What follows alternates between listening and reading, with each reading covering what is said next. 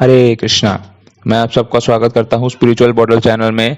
और मैं आप वुमेन का बहुत धन्यवाद करता हूँ मुझे अपना केयर और प्यार देने के लिए। और वैसे तो आप आगे भी देते रहेंगे, बट आज के दिन मेरा एक मैसेज है आप सबके लिए। कहा तो ये भी जाता है कि जस्ट फॉर अ जोक कि एक वुमेन 25 इयर्स की मेहनत करती है अपने बेटे को समझदार बनाने में, और वहीं एक लड़की 5 मिनट लगाती है और उस लड़के को बेवकूफ बना देती है। But above all this, Bhagavad Gita के माध्यम से मैं ये मैसेज देना चाहूंगा। इसमें श्लोक 39 और 40 में अर्जुन भगवान कृष्ण से कहते हैं कि कुल का नाश होने पर सनातन कुल परंपरा नष्ट हो जाती है और इस तरह कुल भी अधर्म में प्रवृत्त हो जाता है।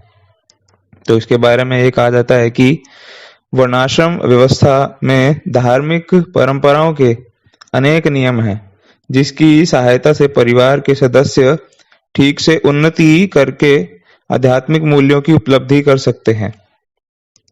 परिवार में जन्म से लेकर मृत्यु तक के सारे संस्कार के लिए वयोवृद्ध और लोग उत्तरदायी होते हैं, किंतु इस वयोवृद्धों की मृत्यु के पश्चात, उनकी मृत्यु के बाद संस्कार संबंधी पारिवारिक परंपराएं रुक जाती हैं और परिवार के जो तरुण सदस्य बचे हैं वे अधर्ममय व्यसनों में प्रवृत्त होने से मुक्ति लाभ से वंचित रह सकते हैं।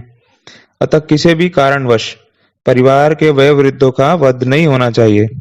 और अगले 40 श्लोक में कहते हैं कि हे कृष्ण, जब कुल में अधर्म प्रमुख हो जाता है तो कुल की स्त्रियां दूषित हो जाती हैं और स्त्रीत्व के पतन से हे वृष्णिवंशी अवांछित संतानें उत्पन्न होती हैं।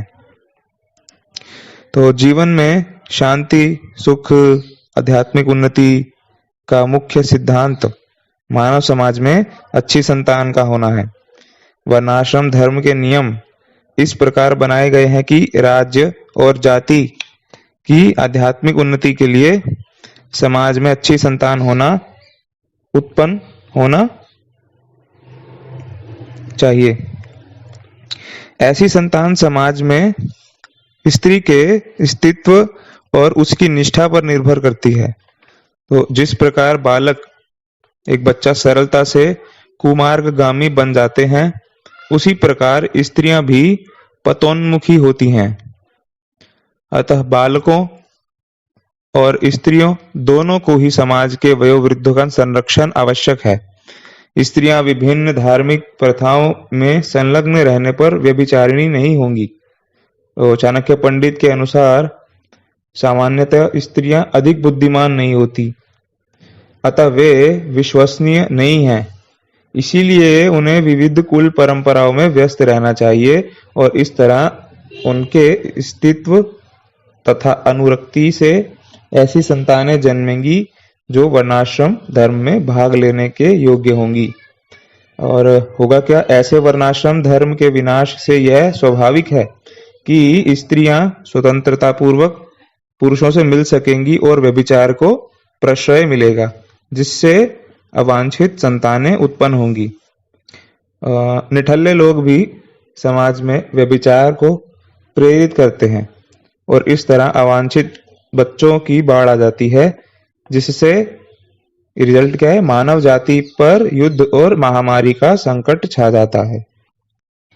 और साथ ही एक दोहे में तुलसीदास जी कहते हैं कि जननी जने तो भक्तजन कै दाता कै शूर, नहीं तो जननी बांझ रहे व्यर्थ गवावही नूर। तो स्त्रियों का, वुमेन का एक बहुत ही स्पेशल रोल है, इनके बिना समाज अधूरा है। तो हमें ये मैसेज जो दिया जा रहा है अर्जुन के माध्यम से, हमें इसको समझना चाहिए और धर्म की स्थापना के लिए स्त्री का होना बहुत ही जरूरी है। और हम देखते हैं कि जब भी युद्ध होता है या फिर कुछ ऐसी परिस्थितियां बनती हैं तो स्त्री पर अटैक भी किया जाता है, उनको धीरे धीरे खत्म किया जाता है या फिर उनको परिवर्तन कर दिया जाता है। तो ये एक समाज का बहुत ही जरूरी अंग है। और इसके बारे में हमें विचार करना चाहिए कि कैसे हम इसकी प्रोटेक्शन के लिए और कड़े कठिन स्टेप उठा सकते हैं और इनके लिए भी ध्यान दिया जाना चाहिए। धन्यवाद।